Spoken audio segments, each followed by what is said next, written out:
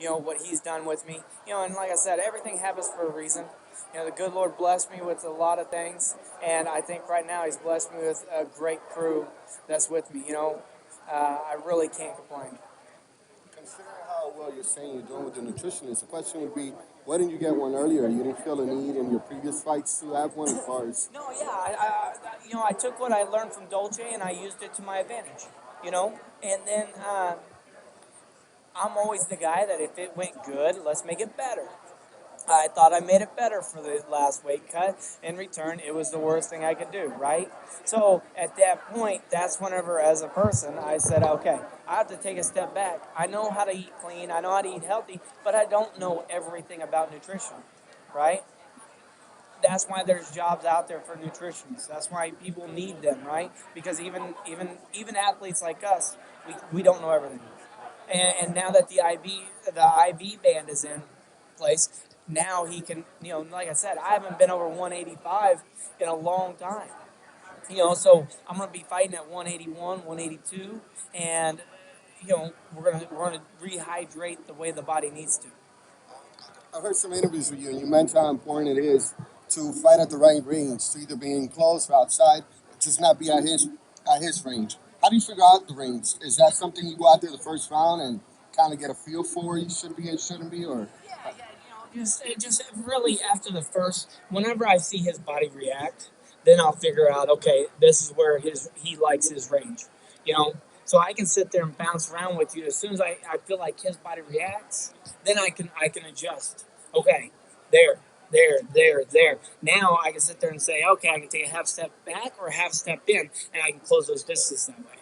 You mentioned that he does give you credit for being the toughest fight that he's had, but he says that you haven't seen somebody like him. You mentioned having fights with Condit and stuff. Is there anything that he brings you haven't seen, or what does he bring to the table? Yeah, different kicks. He's going to throw different kicks. Here's the thing. I'm not overlooking him. Just because I've been talking, he's never seen somebody like me. You're right. I haven't seen somebody who's going to bounce around, throw roundhouses, throw these different style of kicks. I haven't. But then again, I have in my training room every day. I got guys that are doing the exact same thing, that are trying to stay away from me at all costs and throw kicks and punches and do all that, right?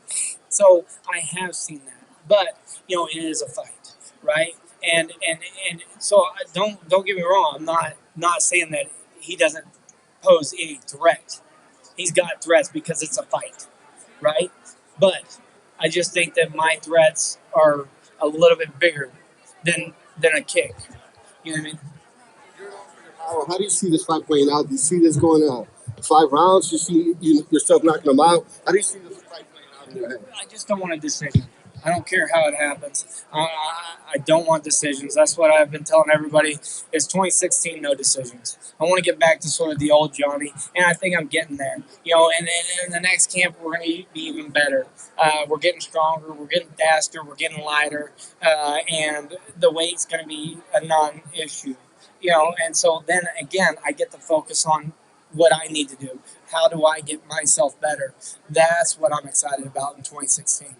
Talking about decisions, Carlos Condit with Robbie Lawler was a close decision. Who did you see winning that fight? How did you see it? That's a tough one. I thought Condit outstruck him 2-1, but it is what it is. That's why I'm glad I'm not a judge. It's a tough decision. I know Robbie hits harder than Condit, but Condit out through. And he hurt Robbie as well. So it's just one of those things that it is what it is. I thought, personally, I thought that Condit won because he outstruck him.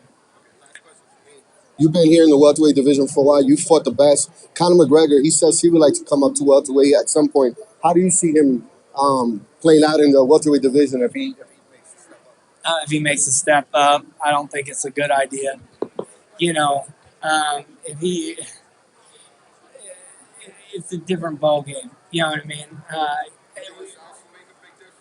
Yeah. Well, why? Why? Because for one, we're bigger, we're stronger. Look at Sage Northcutt. He came up, and just guys are stronger. Guys are built stronger. They're just, you know what I mean? And they're just as fast as a 55-pounder, but a little bit stronger, right? And that's the thing, is that it's just a hard spot to be in. Rafael dos Anjos is going to play out? You know what? I don't know. It depends. He somehow, some way, he gets people to fight with their emotions. And if Dos Anjos doesn't do it, then I think he can win. Johnny, you talked about getting back to your old self. What does that mean exactly? Just getting back to sort of getting rid of some raw or some slickness and just punching. You know, throwing some heat, throwing some power, and doing all that kind of stuff. That's really what it means. Now, on paper, if someone just said, okay, this guy's background, you could easily just out wrestle the fight. So without giving too much away, what goes into your head mentally? Do you always have that as like, oh, this is the backup plan. If I ever want to, step A is just go back to that. Uh, yes and no. I can. The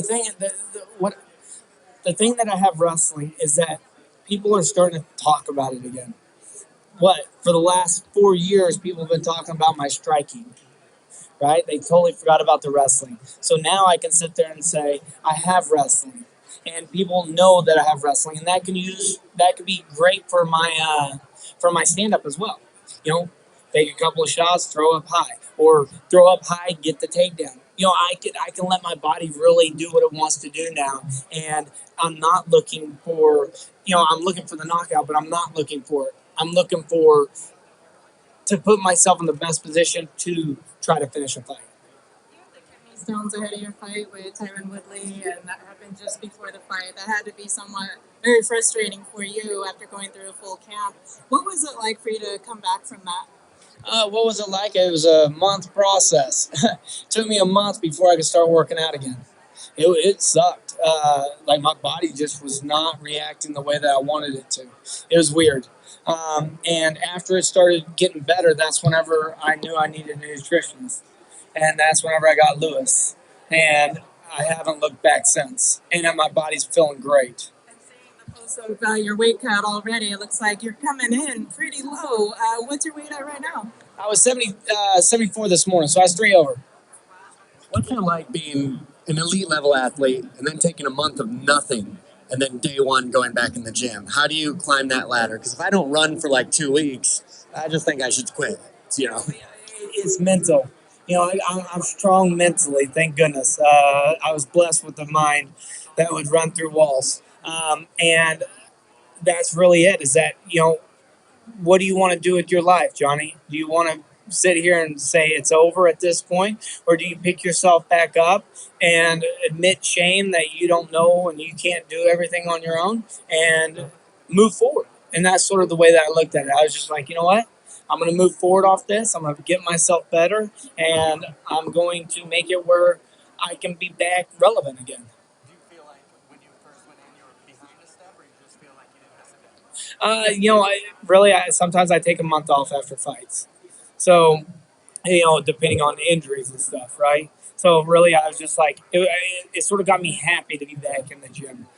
So having that time off is like sort of my body just needed, sometimes it just needs that break.